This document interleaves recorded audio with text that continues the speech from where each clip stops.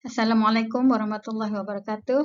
Okey, berjumpa lagi kita dalam sesi pembelajaran sejarah tahun 5 bersama-sama dengan cikgu. Untuk minggu ini kita masih lagi dalam tajuk warisan negara kita iaitu unit 2, Agama Islam di Malaysia bahagian 2. Okey, dokumen penjajaran rujukan 6.2.3 sehingga 6.2.5. Baiklah, objektif pembelajaran kita pada hari ini ialah saya belajar peranan undang-undang untuk mewujudkan masyarakat harmoni. Yang kedua, saya belajar peranan agama Islam dalam pentadbiran di negeri Melayu hingga merdeka. Yang ketiga, saya belajar memahami nilai sejagat dalam agama. Manakala kriteria kejayaan pula ialah murid dapat senaraikan peranan undang-undang. Yang kedua, murid dapat senaraikan peranan agama Islam dalam pentadbiran di negeri-negeri Melayu hingga merdeka. Dan yang terakhir, murid dapat senaraikan sekurang-kurangnya 3 nilai sejagat yang telah dipelajari.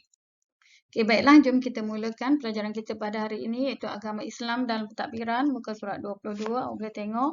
Okey, sebelum zaman penjajahan iaitu pada abad ke-15, agama Islam sangat memainkan peranan yang penting di mana menjadi rujukan dalam pentadbiran negeri-negeri.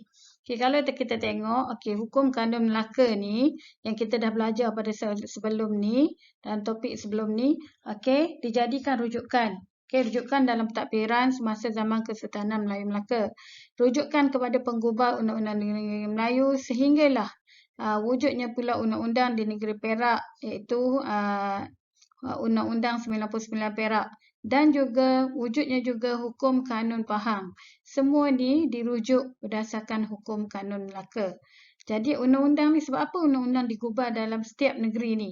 Okey, kita boleh tengok di tepi nota ni cikgu ada salin. Okey, undang-undang digubal untuk kawal kehidupan manusia.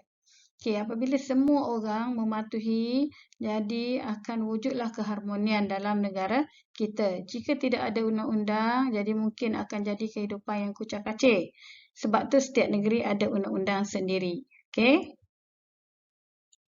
Baiklah, sekarang jom kita tengok agama Islam zaman penjajahan. Okay, untuk makluman awak, semasa zaman Portugis dan Belanda di Melaka, agama Islam masih boleh diamalkan. Namun apabila zaman penjajahan British dan juga Jepun, agama Islam ni dihadkan di negeri-negeri Melayu. Okay, kita tengok dulu zaman penjajahan British. Zaman penjajahan British, Sultan hanya menjadi ketua agama Islam dan adat istiadat Melayu. Undang-undang Islam hanya digunakan dalam hal-hal berkaitan dengan kekeluargaan, harta pusaka dan zakat sahaja. Manakala zaman pendudukan Jepun pula, Sultan masih lagi menjadi ketua agama Islam dan adat istiadat Melayu. Yang kedua, Majlis Agama Islam diwujudkan untuk menguruskan undang-undang keluarga Islam. Okay, ini sahaja yang terdapat dalam semasa zaman pendudukan Jepun. Namun selepas pendudukan Jepun dan juga di Tanah Melayu, British kembali semula ke Tanah Melayu. Tetapi pada masa tu, tengok catatan cikgu di bawah ni, agama Islam dilaksanakan. Okay, agama Islam dijalankan. Apabila British datang semula ke tanah air kita, agama Islam telah dilaksanakan. Apabila negara kita telah mencapai kemerdekaan, okay, awak tahu tak bila negara kita telah mencapai kemerdekaan, kita selalu dengar tanggal 31 bulan 8 tahun berapa? Okay, kalau tak ingat, cari. Okay, cikgu tak nak sebut semua, cikgu rasa mesti ingat. Okay, selepas merdeka, kedudukan agama Islam terus kukuh dan agama Islam termaktub dalam Perlembagaan Persekutuan sebagai agama persekutuan.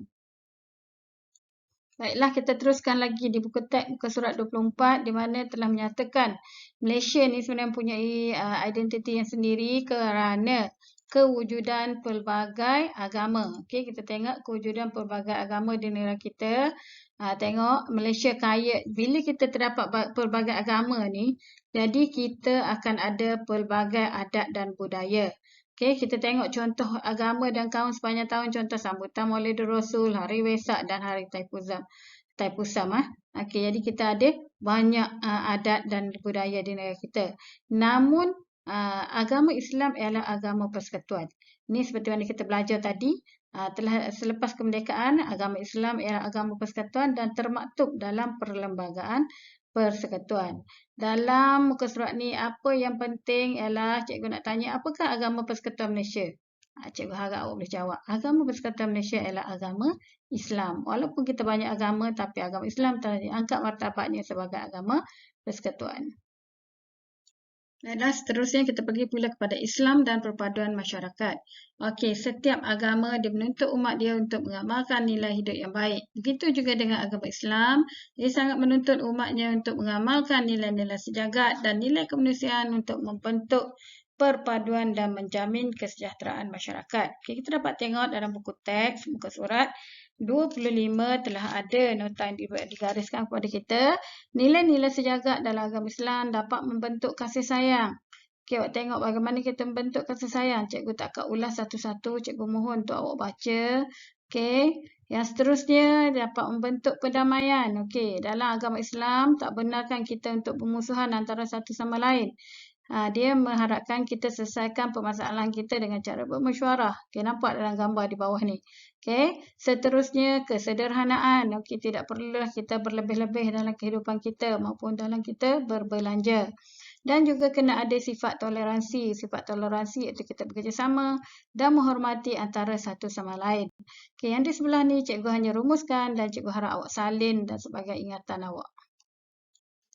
Baiklah, kita masih lagi dalam Islam dan perpaduan masyarakat. Sekarang ini kita dapat lihat bagaimana nilai kemanusiaan menjamin kesejahteraan, iaitu hubungan manusia dengan Tuhan, iaitu dengan kita mengamalkan ajaran dan meninggalkan larangan dituntut oleh agama.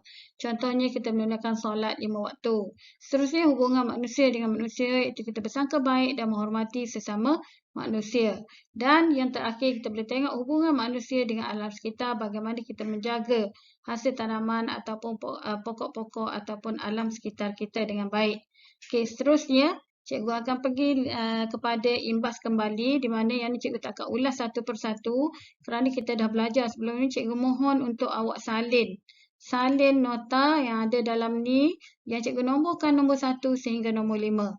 Cara bagaimana awak nak salin terpulang. Nombor 1 awak nak salin, terus nak tulis nombor pun boleh. Kotak yang kedua salin dan nak jadikan peta minda pun boleh. Kecuali cikgu tak minta awak untuk lukis gambar.